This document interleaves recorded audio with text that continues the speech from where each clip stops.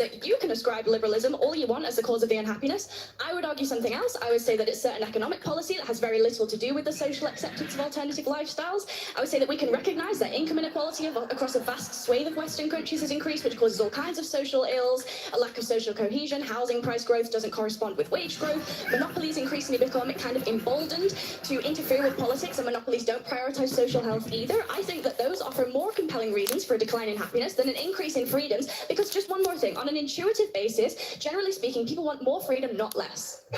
Okay, so if that's true, why is it, do you agree that the happiest women in the West are married with kids? I don't. Sorry.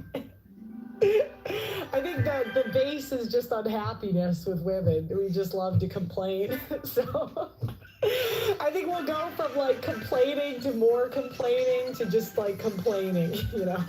I would have to look into it, but I think there are certain and objectively we know that, right? The women with kids are not the ones tearing down statues, right? They're the ones that actually have obligations. Tearing down statues correspond to some kind of smiles per capita data set. I wasn't aware. It's like, it's a little bit of a one-liner. The happy and the grateful. The happy and the grateful usually don't go. Yeah, okay. All right, you guys get the idea. Is that enough? Do we still need, do we get an idea? We can watch like one more minute. On Wendy. And then I'm going to bring her up because, all right. In their spare time, of which we saw in our country all throughout a single summer. But as a side note, you would agree, objectively, study after study, survey after survey, that the women of the West that are married, children, especially a lot of children, are far happier than even the ones that earn more money correlated at the same age.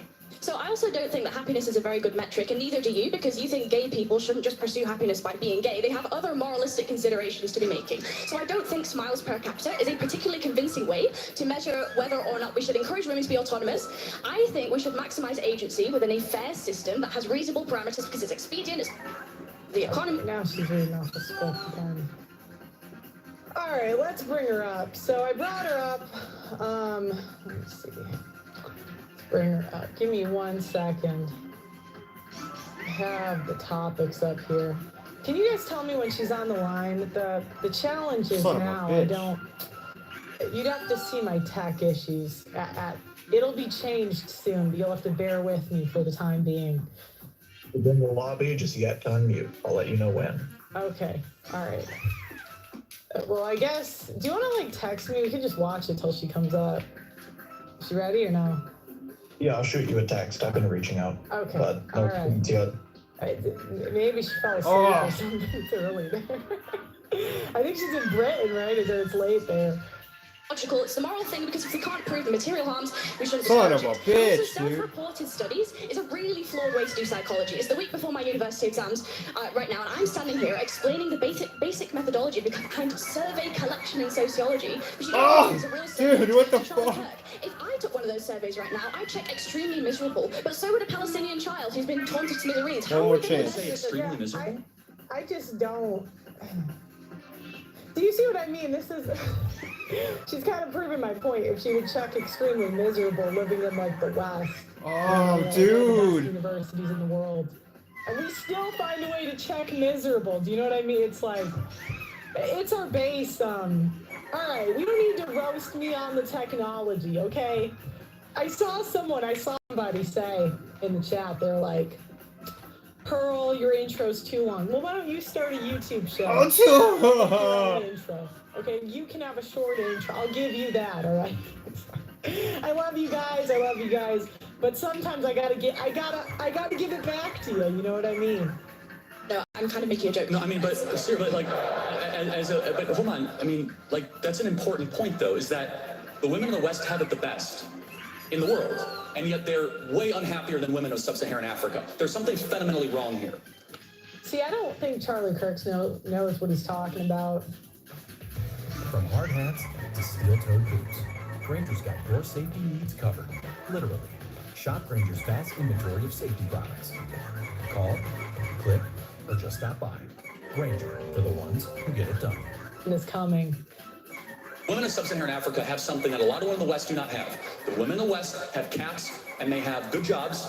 And the women in sub-Saharan Africa, they have a belief in the divine, and they have kids. And maybe there's a biological Yeah, I don't agree. You know, I think an unhappy person is just going to be an unhappy person with a kid. Because how many of you guys are crazy mothers? put a 1 in the chat if you had a crazy mother who was not happy and then she had you and she was still unhappy. I do go live every night. It's called putting in the work, okay? Putting in the work. That is keeping a lot of women from realizing their full potential. And so without reading your phone and just like, you know, connecting. I'm not really reading my phone. Well, it's fine, for sure. Then you Son of a That was a gaslight. Tilly, you're not reading your phone. But, fair enough. Would you agree that it's a good thing that more women get married and have children in the West?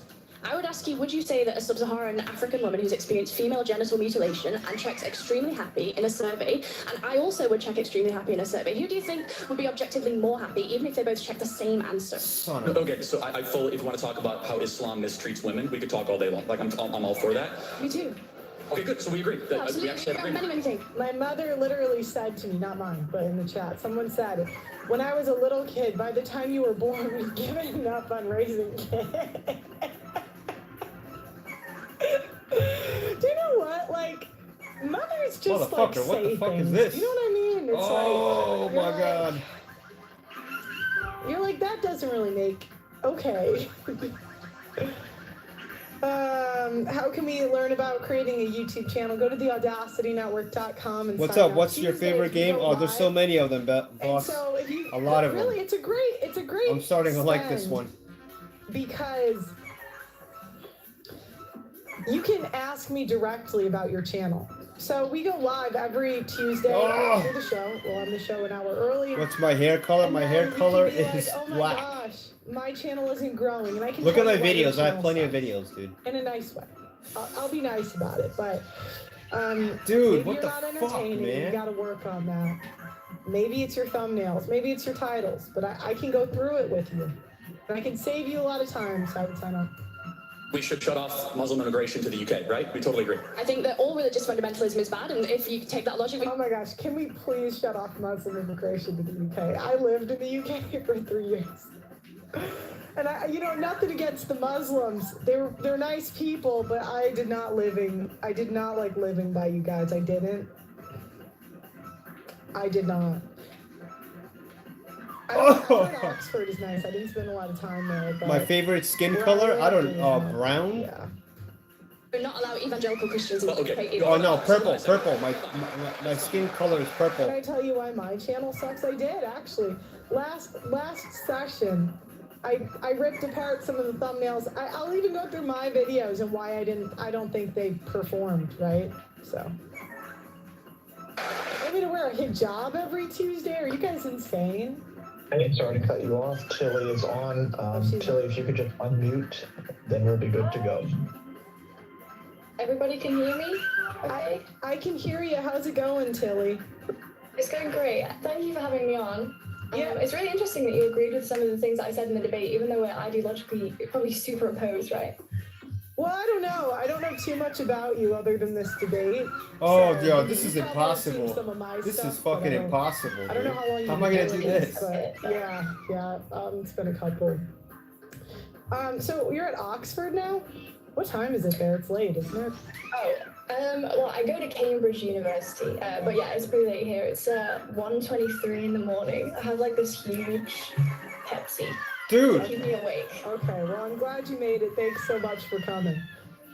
So what got you into debates? Like, are you on the debate team there, or what's your background? Alright, I that's started enough. debating when I was about 17, Okay. and I ended up as a reserve for the national English team. And from there, I've debated kind of mostly informally. I haven't taken debate too seriously. And then when I debated Charlie Kirk, I started taking it a little bit more seriously because that kind of blew up, and I didn't expect it to blow up to that extent. Okay, cool. Are you gonna start a channel now or no?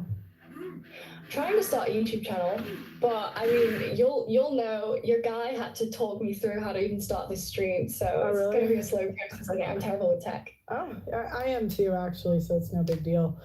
So can you give me a little overview of like your worldview? So you're a feminist. You believe in marriage. You don't believe in marriage. Women are oppressed. Men are. Can you give me like a spark notes? Do you mind or no? A spark notes. Yeah, sure. I think When you sent me a few of those claims, I was quite interested because to me they felt a little bit ambiguous. So, for example, when you sent me the claim of asking me whether or not I believed in marriage, I was thinking, well, sure, I believe that marriage makes men happier, according to statistics. As we both kind of agree, the self-reported studies are a little bit flawed.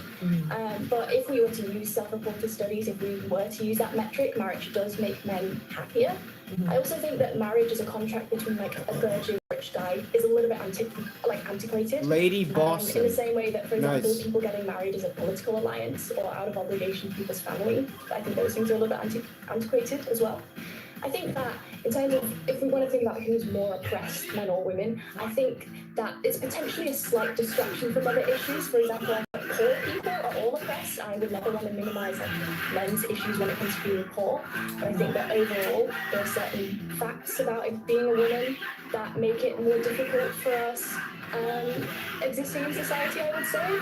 So I guess we can kind of delve deeper into it. I didn't necessarily prepare like a summary of my worldview, but I think That's all right. I mean, I'm just trying to have a conversation with you. This isn't like a gotcha type thing. I'm just trying to have a conversation. So it kind of would help me to understand your world. I think that watched obligation to people's family. I think those things are a little bit antiquated as well.